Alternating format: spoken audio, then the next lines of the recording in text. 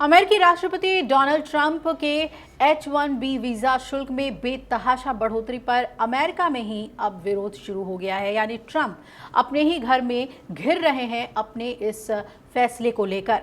अमेरिकी सांसदों और सामुदायिक नेताओं ने ट्रंप के फैसले को दुर्भाग्यपूर्ण और बेमतलब का बताया है और कहा है कि इससे IT उद्योग पर भयानक नकारात्मक असर पड़ेगा।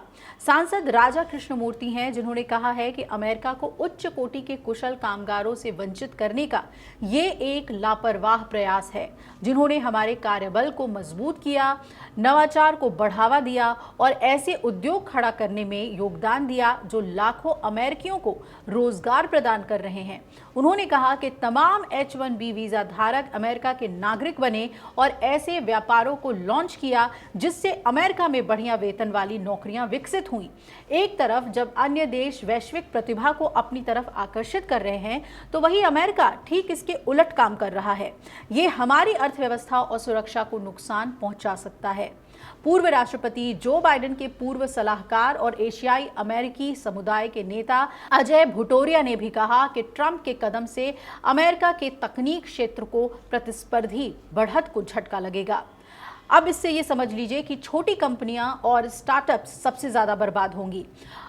अमेरिका की तरफ से कहा गया है, जो लोग इसका विरोध कर रहे हैं, कि 2000 से $5000 में अंतर्राष्ट्रीय कुशल कामगारों को नियुक्त करने वाली छोटी कंपनियां और स्टार्टअप्स ट्रंप के फैसले से तबाह हो जाएंगी।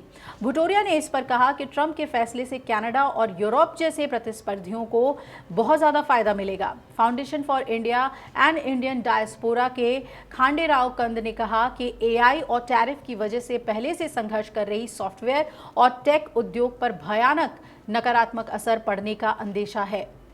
इन सब के बीच लुटनिक ने H-1B वीजा शुल्क बढ़ाए जाने का स्वागत किया है। अमेरिकी वाणिज्य मंत्री लुटनिक ने कहा कि अमेरिकियों को इससे फायदा होगा।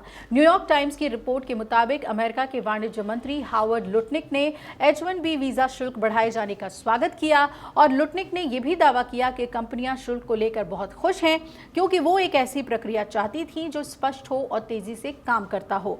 उन्होंने ये भी कहा कि हम चाहते हैं कि कंपनियां हमारे देश के महान विश्वविद्यालयों के स्नातकों को प्रशिक्षित करें, हमारी नौकरियां छीनने के लिए बाहर से लोगों को लाना बंद करें। अमेरिकी अर्थव्यवस्था का दोहन कर रहे हैं ये बाहरी लोग, ये कहा गया है उनकी तरफ से।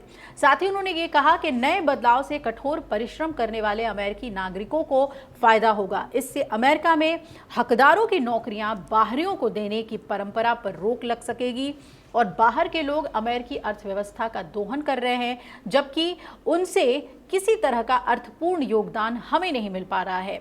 ट्रंप के कार्यकारी आदेश पर हस्ताक्षर के तुरंत बाद लुटनिक ने X पर पोस्ट करके लिखा कि हम ये तय करने जा रहे हैं कि अमेरिका में ऐसे लोग आएं जो देश और कंपनी के लिए बेशकीमती हो, नहीं तो उन्हें देश छोड़ना होगा। नई आव्रजन नीति में इसी बिंदु को उभारा गया है कि कंपनियां अमेरिकी नागरिकों को प्राथमिकता दें और सुनिश्चित करें कि ये उच्च कोटि के लोग हों।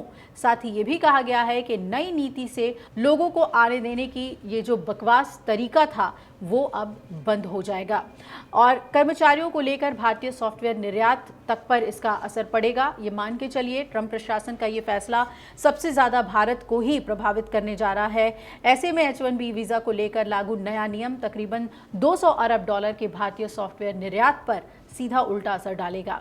H-1B वीज़ा को लेकर अमेरिकी कंपनियां जैसे मीटा, गूगल, अमेजॉन, माइक्रोसॉफ्ट में सीधे तौर पर काम करने वाले भारतीयों या भारतीय सॉफ्टवेयर कंपनियां जैसे इन्फोसिस, HCL, विप्रो में कार्यरत भारतीय IT इंजीनियरों के लिए भी अनिश्चितता अब पैदा हो गई है।